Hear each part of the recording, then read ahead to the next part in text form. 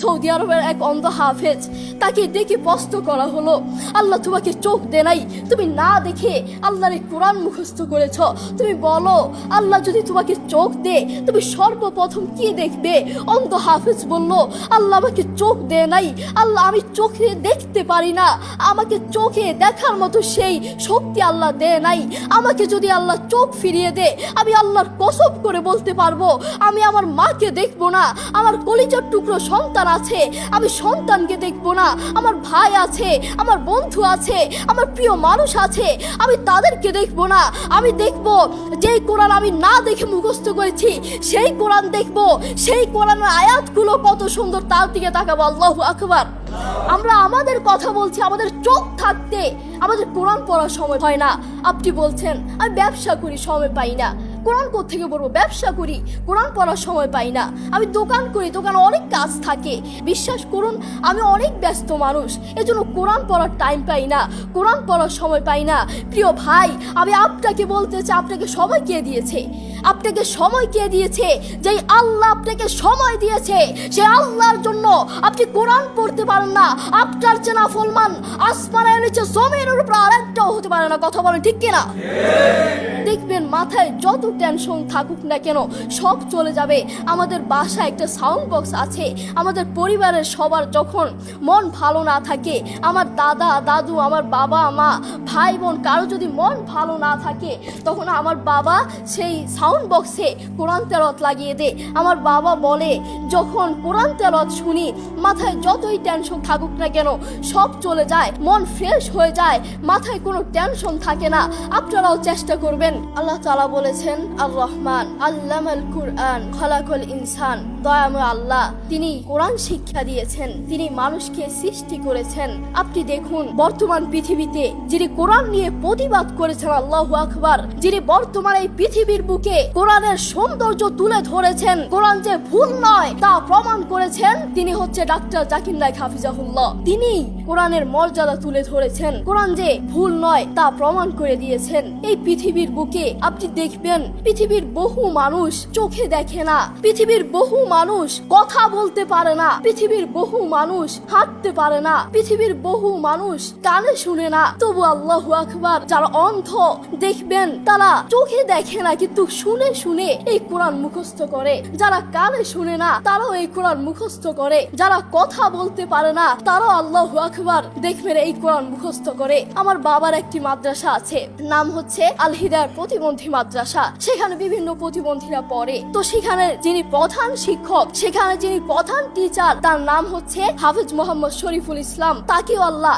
এই দুটো চোখ দেয় নাই, তিনিও চোখে দেখতে পারেন না, তাকে আল্লাহ চোখ দেয় নাই, তবুও কোরআনের প্রতি ভালোবাসা আছে। আমি যখনই তার কাছে যাই তখনই দেখি তিনি সব কাজ বাদ দিয়ে তিনি কোরআন তেলাওয়াত করছেন বা কোরআন শুনছেন। যখনই যাই তখনই দেখি তার দুটো সন্তান আছে, তিনি চাইলে তার সন্তানগুলোর চেহারা দেখতে পারে না, তিনি চাইলে তার মাকে দেখতে পারে না, তার বাবাকে দেখতে পারে না, তার আদরের টুকরো সন্তানগুলোকে দেখতে পারে না, তিনি চাইলে তার প্রিয় মানুষকে দেখতে পারে না, তার আত্মীয় স্বজনকে দেখতে পারে না।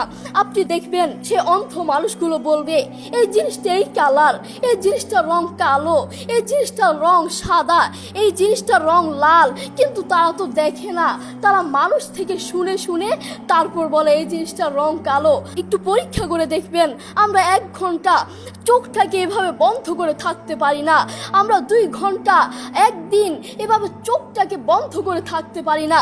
আর সেই অন্ধ মানুষগুলো বছরের পর বছর চলে যায়, মাসের পর মাস চলে যায়, দিনের পর দিন চলে যায়, এভাবে চোখটাকে বন্ধ করে থাকে। তারা কিভাবে পারে? তাদেরকে আল্লাহ চোখ দেয় নাই, তবুও কোরআনের প্রতি ভালোবাসা আছে। আর আমরা আমাদের কথা বলছি, আমাদের চোখ থাকতে আমাদের কোরআন পড়ার সময় হয় না। আপনি বলছেন আমি ব্যবসা করি সময় পাই না, কোরআন কোত্থেকে পড়বো? ব্যবসা করি কোরআন পড়ার সময় পাই না, আমি দোকান করি দোকানে অনেক কাজ থাকে এজন্য কোরআন পড়ার সময় পাই না, আমি অফিস করি অফিসে অনেক কাজ থাকে কোরআন পড়ার সময় পাই না, আমি অনেক ব্যস্ত মানুষ, বিশ্বাস করুন আমি অনেক ব্যস্ত মানুষ এজন্য কোরআন পড়ার টাইম পাই না, কোরআন পড়ার সময় পাই না। প্রিয় ভাই, আমি আপনাকে বলতে চাই আপনাকে সময় কে দিয়েছে? আপনাকে সময় কে দিয়েছে? যেই আল্লাহ আপনাকে সময় দিয়েছে সেই আল্লাহর জন্য আপনি কোরআন পড়তে পারেন না, আপনার চেয়ে নাফরমান আসমানের নিচে জমিনের উপর আরেকটাও হতে পারে না। কথা বলেন ঠিক কিনা? আপনাকে কত বড় একটা নিয়ামত দিয়েছে, আপনি কথা বলতে পারছেন, এটা কত বড় একটা নিয়ামত আপনি জানেন?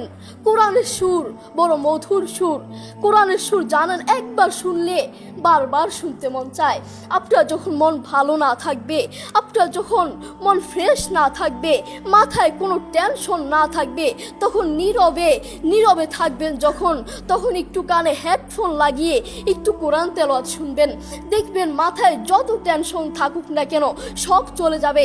আমাদের বাসায় একটা সাউন্ড বক্স আছে, আমাদের পরিবারের সবার যখন মন ভালো না থাকে, আমার দাদা দাদু, আমার বাবা মা, ভাই বোন, কারো যদি মন ভালো না থাকে, তখন আমার বাবা সেই সাউন্ড বক্সে কোরআন তেলাওয়াত লাগিয়ে দেয়। আমার বাবা বলে, যখন কোরআন তেলাওয়াত শুনি মাথায় যতই টেনশন থাকুক না কেন সব চলে যায়, মন ফ্রেশ হয়ে যায়, মাথায় কোনো টেনশন থাকে না।